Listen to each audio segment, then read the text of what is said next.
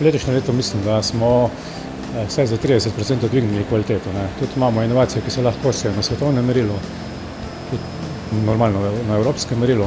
Veseli smo, da sta dve inovaciji od teh najboljših prišli iz mladih glav.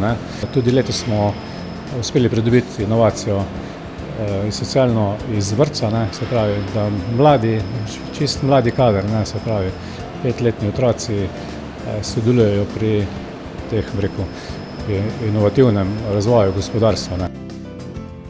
Smo podjetje Noži Ravne, d.o.o. in smo del slovenske industrije jekla, skupine SI.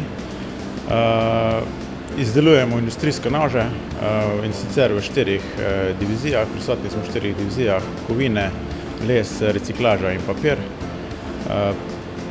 Večinsko smo izvozno usmerjeni, izvozimo več kot 90% naših produktov, naših nožev.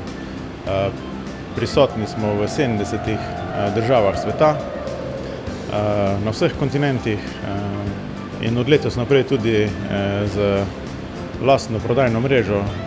Spomladi smo ustanovili prodajna podjetja Ravne Knives UK v Angliji in Ravne Knives USA v Chicagu v ZDA. Na mednarodnem trgu nastopamo z blagovno znamko SI Ravne Knives in smo znani predvsem po visokokakovostnih, inovativnih produktih za rezanje različnih materialov. V samem podjetju, kot tudi v skupini SI, imamo sprejet pravilnik o inovacijski dejavnosti, o tehnoloških izboljšavah, o koristnih predlogih, tako da že v samem proizvodnem procesu so delavci motivirani in udeleženi pri dajanju koristnih predlogov naprej v naših razvojnem oddelku in v tehnološkem oddelku. Spodbujamo tehnološke inovacije, razvojne inovacije, tako da sodelavce močno motiviramo in nagrajujemo. Na Koroškem smo zelo inovativni, kar se pozna tudi na uspešnosti koroških podjetij, kar je v Sloveniji manj prepoznavno. V bistvu se ta glas iz Koroške premalo sliši. Drugod v Sloveniji absolutno pa prostor ostaja.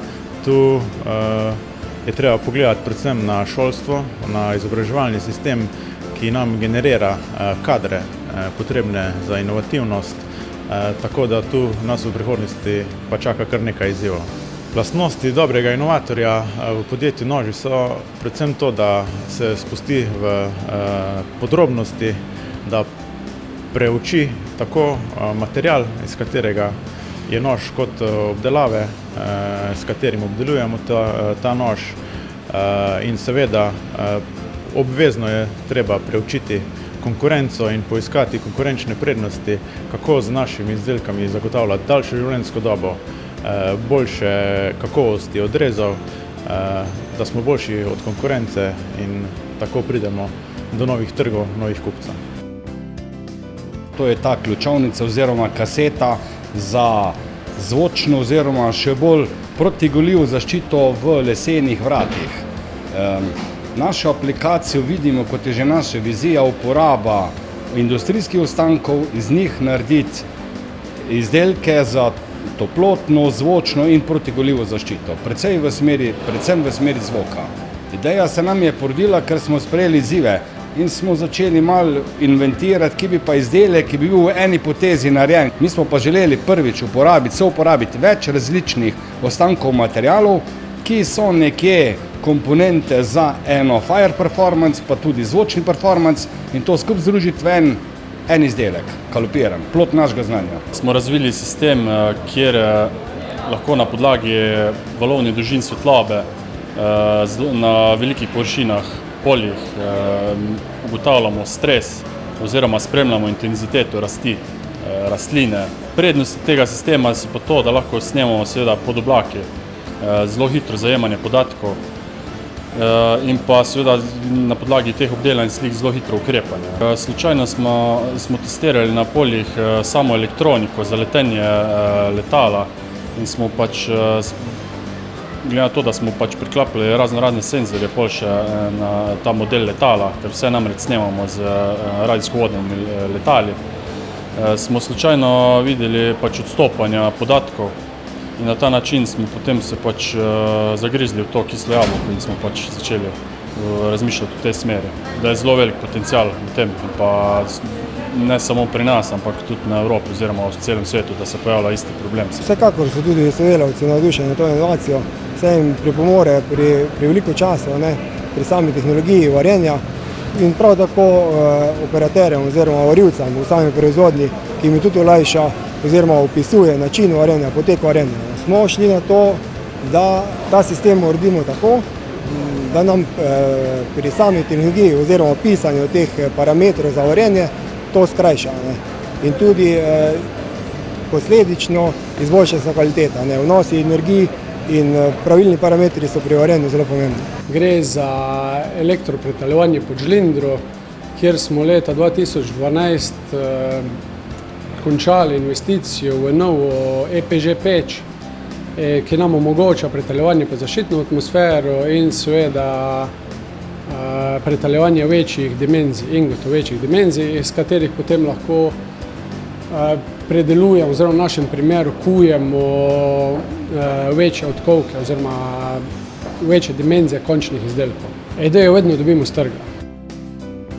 To je odvisno od vodstva, v podjetjih Slovenije. Nekateri imajo željo, da se stalno izboljšujejo, nekateri tega nimajo. Neros je vsekakor ena izmed tistih podjetij, ki to željo ima in se hoče v bistvu iz leta v leto izboljševati. Ta evolutivni, tehnološki, razvojni vidik, inovativni greš tudi naprej. Sistem je postavljen tako, da te dosežke interno v firmi stimulira. Podjetje izhaja iz bivše železarne Ravne, kjer so imeli zelo močne razvojne centre oziroma razvoj kot tak. In mislim, da mi samo nadaljujemo tradicijo, seveda pa jo naše vodstvo spodbuja na takšen in drugačen način.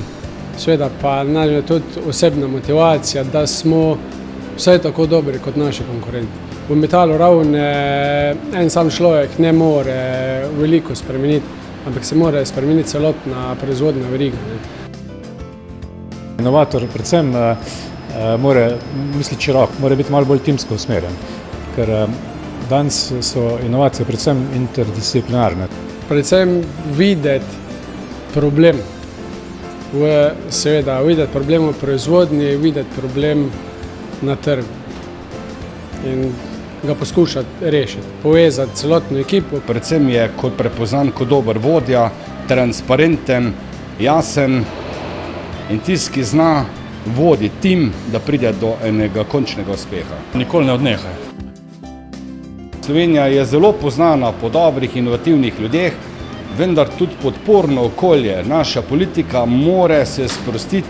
Mislim, da pogrešam ravno to, da se mogoče tisti pravi inovatorji ne razkrijajo, in mogoče te inovacije grejo potem preko nekih drugih tehnologij, nekim drugim lastnikom, ki ne prispevajo preko direktno v razvoju Slovenije. Inovatorji naj bi tudi ekonomsko pravno zaščitili svoje inovacije kot neko patentne zaščite, kot modelne zaščite, kot preko sodne cenitve intelektualne lastnine, kot avtorska dela, da bi seveda te inovatorji imeli potem ekonomsko pravno zaščito pred tako imenovanimi pitbulli, ali pa tistimi, ki živijo potem na račun znanja individualnih ali pa timov, ki to razvijajo.